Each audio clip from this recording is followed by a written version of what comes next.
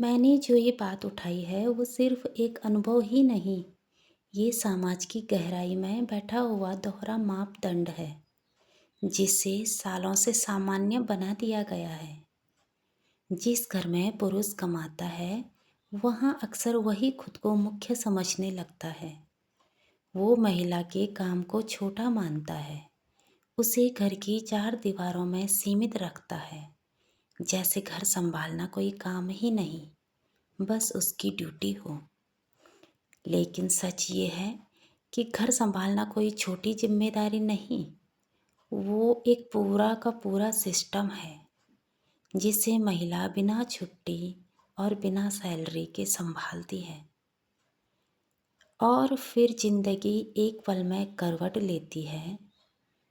अगर वही पुरुष किसी भी कारणवश उस महिला के साथ नहीं रहता, तो वही महिला जिसे कभी कम आंका गया था, घर भी संभालती है, बाहर की जिम्मेदारियां भी उठाती है और बच्चों को भी मजबूत बनाती है।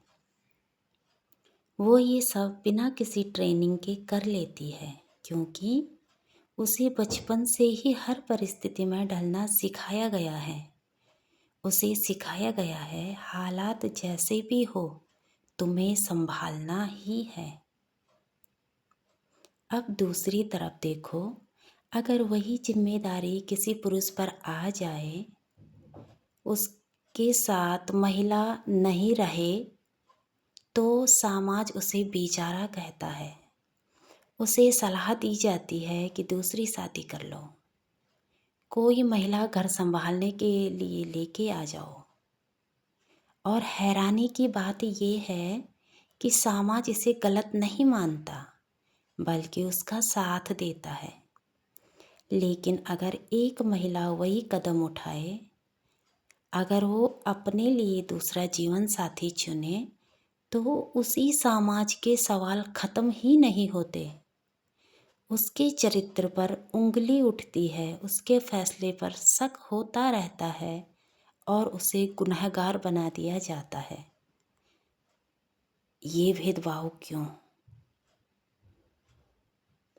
क्योंकि समाज ने महिलाओं को कर्तव्य और पुरुषों को अधिकार के फ्रेम में बांध दिया है। पुरुष का अकेलापन समस्या माना जाता है, महिला का अकेलापन परीक्षा बना दिया जाता है।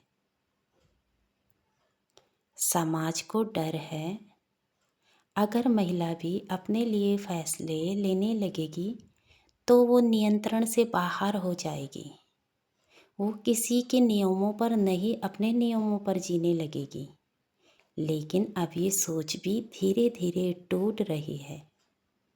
आज की महिला समझ रही है कि उसका जीवन किसी की सहानुभूति पर नहीं टिका। उसे भी खुश रहने का उतना ही हक है जितना किसी पुरुष को। और अगर वो सब संभाल सकती है तो अपने फैसले भी खुद ले सकती है। सच ये है, समाज का ये भेदभाव उसकी कमजोरी है और महिला की सहनशीलता उसकी ताकत। लेकिन अब वक्त आ गया है कि सहनशीलता को मजबूरी नहीं, आत्मसम्मान में बदला जाए। धन्यवाद।